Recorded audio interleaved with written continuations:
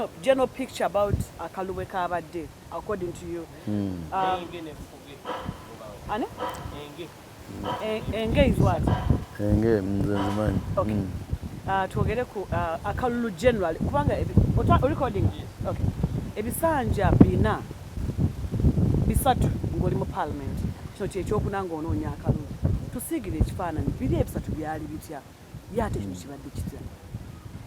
Wele ekisooka akalulu kabeera ka kuvuganya ebisanja byonna mbadde nvuganya 2011 navuganya n'omwami bamuyita Ronald Tumwine waliyo n'omwana omulala bamuyita Damba 2016 ndowooza twali 8 ne tweyongera. Yes, 2016 we were 8. Wow. Ku luno ndowooza twabadde 10. Tubadde tweyongera ebbanga lyonna era okusoomozebwa kubaamu. Nali naakava Emmengo mukasooka nga constituency ero osanga egamba nti tebalina kye bannenya kisibakoledde ng'ogyeko kati bagamba tewatuwa kawunga tewasima nzizi n'ebifaanana bwe bityo naye era navuganyizibwa era nalinamu abatanjagala so mu kalulu era obisuubiramu ate obutanjagala tekimenya mateeka okunjagala si kyasalira naye obutanjagala si kyabukkiriza kyabukafiiri so buvunaanyizibwa bwange okuyigiriza abantu okwagala nga nze bwenjagala oba oliawo n'okukirawo. Kano kabaddemu nnyo obusiiwufu bw'empisa okuvuma kuli waggulu ng'era osangayo n'abagamba tubawadde ennaku bwezi tutandike okuluutinga nga taata nga kinneesisiwaza bagaa temukikola era mbadde mbagamba nga mbakuutira ne mbagamba muyinza okuleka ebirala byonna ne bwe mutampa kalulu naye temukole ffujjo naye era nga balikola waliyo bakasuka amayinja incidentally abo bakuvuma nga si be bangi majority y'abantu b'e Busiro n'abatampadde kalulu nga tebavuma nga bakuwuliriza ne bajjamu bye bajjeemu era abajjeemu bye bajjeemu bampadde obululu bwabwe. Tweyawudde nnyo ng'oludda oluvuganya gavumenti ekyo kiwa omukisa oba omwaganya gwe muvuganya okujja n'okubabba akalulu kubanga bagamba nti anti mwali mweyawudde mwekutulakutulamu nnyo omusajja n'ayitira awo kegamba tekyanyumye mu kano nembuuza nti abantu abasobola okwogera olulimi olumu kiki ekibalemesa okwekweka mu kasenge ne mugamba ne mukkaanya ku butakkaanya bwammwe. Pastor Bugembe yayimba oluyimba nti mu kifo kiri we nakusisinkananga mu kifo kiri we nalabira eggulu erika mu kifo kiri we nalabira Katonda Mukama nsaba tusisinkane mu kifo kiri. Kwegamba nti mu kifo ekyo we mwasisinkananga ne muplaninga engeri gye mugenda okwaŋŋanga ebyobufuzi kiki ekyabaawo. Nze nkuuma ebirowoozo byange nga biri open ndowooza nti ekyo tekyanyuma abantu basiiwuuka empisa mwabaddemu era effujjo kuva mu bitongole bye twakazaako ebikuumaddembe oba bye tuwaayiriza okuba ebikuumaddembe so ku sayidi zonna wabaddewo okulwanagana okuteetaagisa. Akalulu tekayinza kubeera free and fair okutuusa nga tutereezezza amateeka. 2015 naleeta nawandiika minority report nenteekako ne bye twetaaga okukyusa mu constitution n'amateeka amalala ag'ebyokulonda. Bwe twava mu kalulu ka 2016 Supreme Court yakkiriziganya nange 2021 byatukosa ebyo ebitaatereera. Mathias Mpuuga yagezaako okubireeta n'afuna okuwakanyizibwa n'okulwanyisibwa okuva mu njuyi zombi surprisingly. Fact 2020 twaddamu ne tugezaako okuleeta ebintu byebimu ne Wilfred Niwagaba honorable. Incidentally abantu abalina endowooza ekwatagana n'eyange ku ebyo byonna bye tugamba kukyusa mu constitution bonna baafulumye. parliament. Nzijukira nze Matia Mpuuga, Abdul Katuntu, Asuman Basalirwa, Wilfred Niwagaba, Jonathan Odul, Theodore Sechikubo, Saro Pendi, Fox Odoi. No. Wow. No. Ffenna tetwakomyewo, and it worries me nga That was intentional. Simanyi. Nze simanyi. Don't you think there's some kind of a syndicate somewhere? I'm just asking. It's too early to tell. Oba Uganda yafunyeemu nga yatuwonye tujja kubiraba. So generally kyekifaananyi kyennyinza okuwa busibufu bw'empisa, effujjo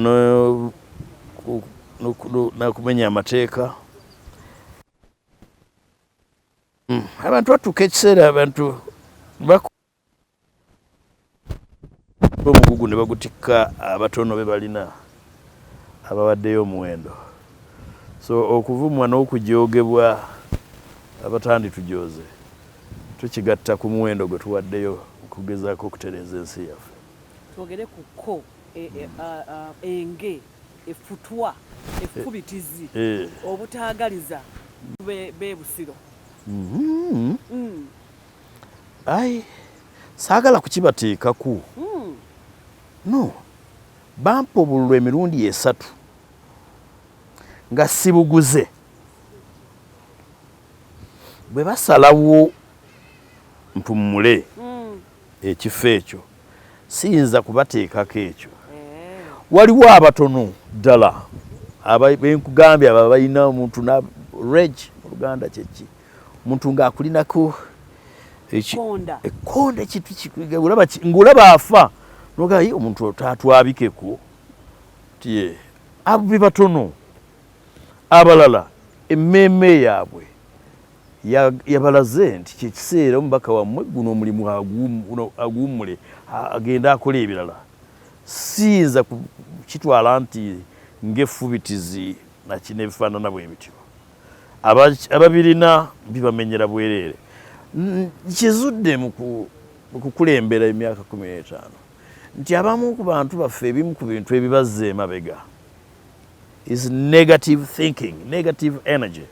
Oli abeerawo nga n'agaana okukola ekintu ekyandimututte mu maaso n'aconcentratinga ku kuwalana. Beba abamu ndowooza boolaba bagenda mu kuloga. Namulindu avuga atya emmotoka eyo omwana oyo omuto gwe twakalaba azimba atya essomero oyo omwana omuto akuze nga tumulaba. No. Ne bakutuuma ebintu byonna bwe twali tukulanga bagaba yakka mu nnyanja. Bwe balaba agenza okusuubula e China oba e Dubai, oyo yeetunde e Dubai, yeetunde China. Mmwe abagenzeeko ne mukola ssente e Bulaaya abadde mukulabirira bakadde. Ebyo byonna babyogera. Abo be batono era bibazannye emabega. Nosanga omuntu nga ssente azimalira mu kuloga.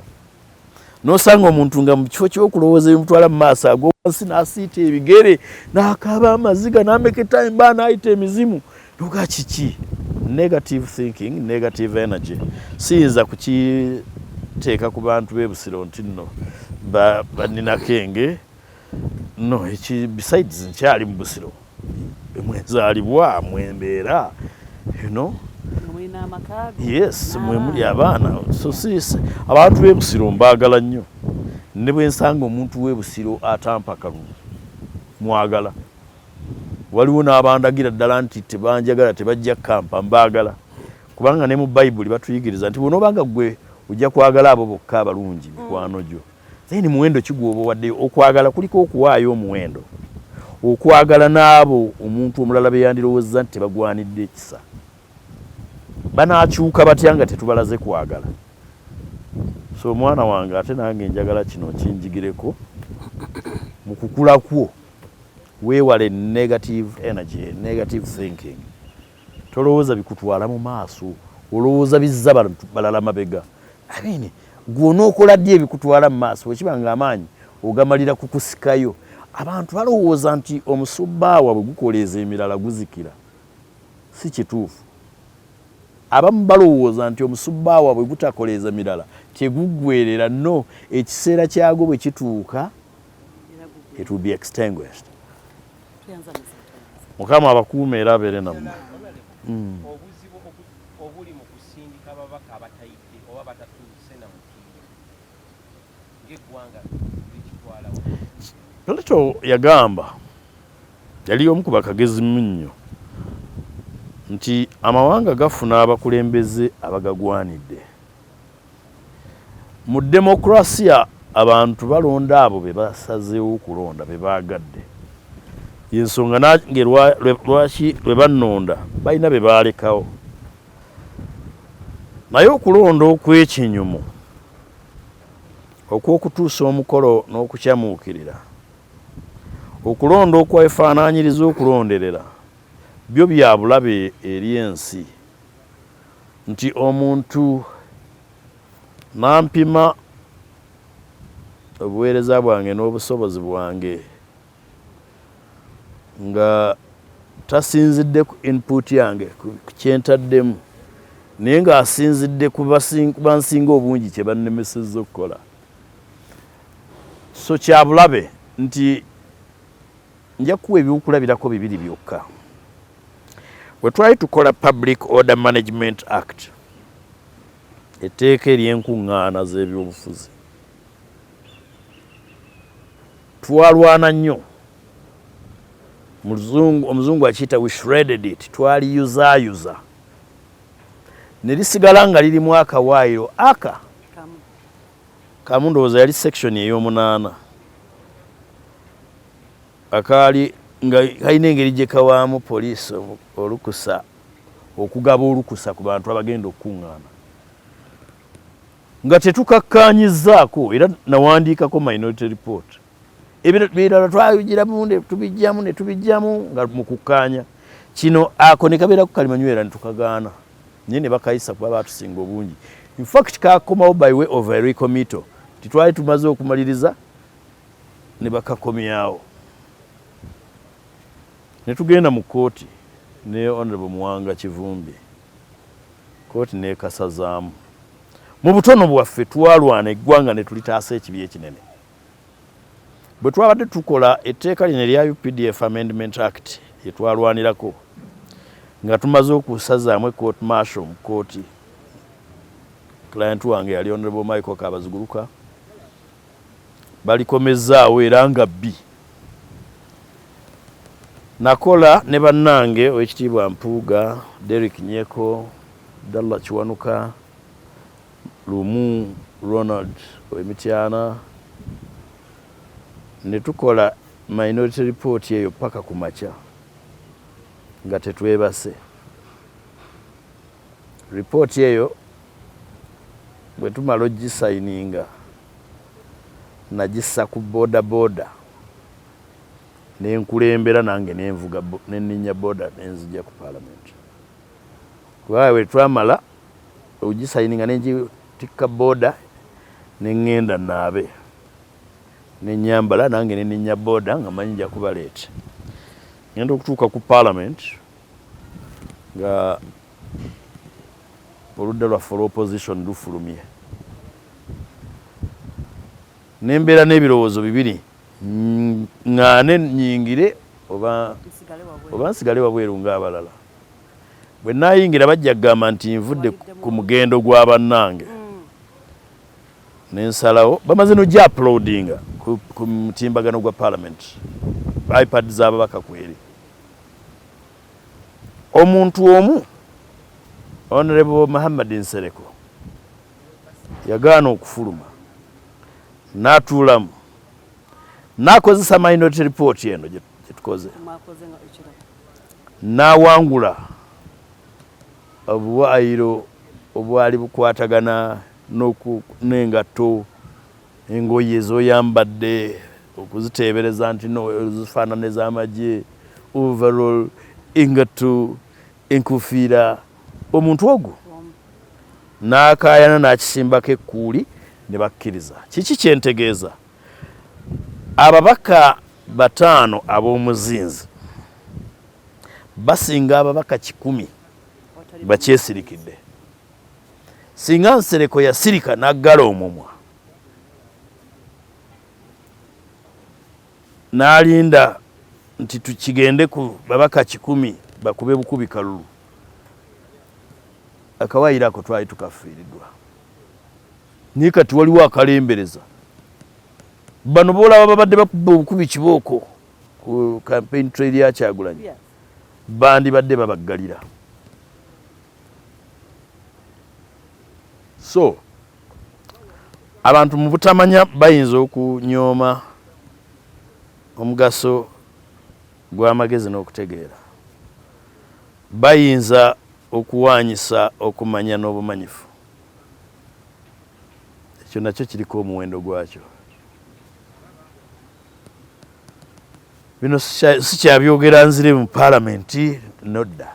Njagala okugabana okumanya kwange n'ensi.